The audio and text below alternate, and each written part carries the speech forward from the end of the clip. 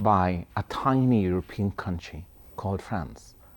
Really, I mean, this is a shame of the African that he's still having this inferiority complex. And you could see Ruto was there. It's like a scorecard that he was giving the colonizer, the neo-colonizer called France. And it's like, and I'm sure in today's meeting, he's going to be out there spewing the same sort of stuff that he's been given, the script to say about, oh, we want a change in the international financial infrastructure.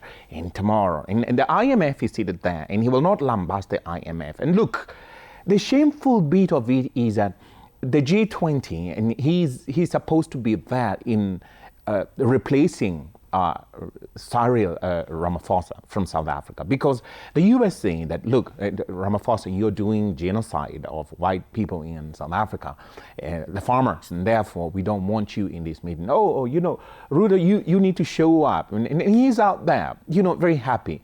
For what? For what? He should have said, if Ramaphosa is not showing up, I'm not going to show up. He should have the mettle of the African leader and take the African pride to those international fora. But he's out here. He was the biggest critic of this kind of format. Absolutely. And then you could see that there was a time that they were invited in London. What happened? They were shuttled in a bus. And it was so shameful, that embarrassing, I should say. And he was out there criticizing that. Was that a lesson? He seems never to have learned. And you go to the US in those meetings and they are, you know, stuck in some place. There's no red carpet and there's nothing. This is the embarrassment, time after time, unrelenting, that the African leaders are subjected to. What do they think that the African nations, the African themselves, they lead, feel? And he's out there projecting, oh, we want to be like Singapore in France.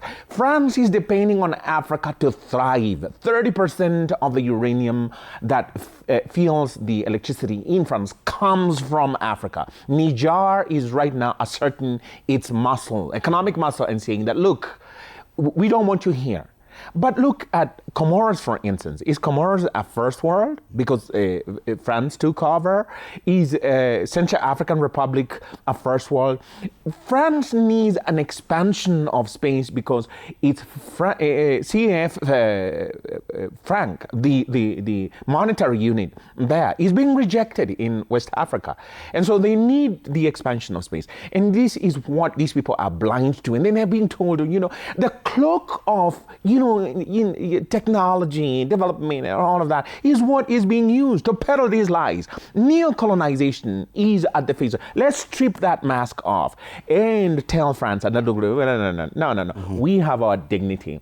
And look, we don't. If I were the president, I would be telling this Macron, look, you need to pack up and go. You cannot come to the University of Nairobi and denigrate my people and behave as though this is your domain. Look, we are not an outpost of France. But look, what does he do instead? Oh, you know, oh, we have Talanta Stadium. Oh, we will have the sports and all of that.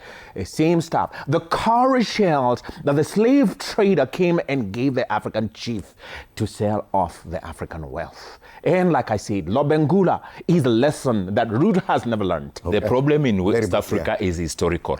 And therefore, it will be wrong for us to compare the problems in West Africa to the current situation. How is it historical? You cannot ignore the fact that those are France is not historical enjoying problems that kind because of the relationship between France and those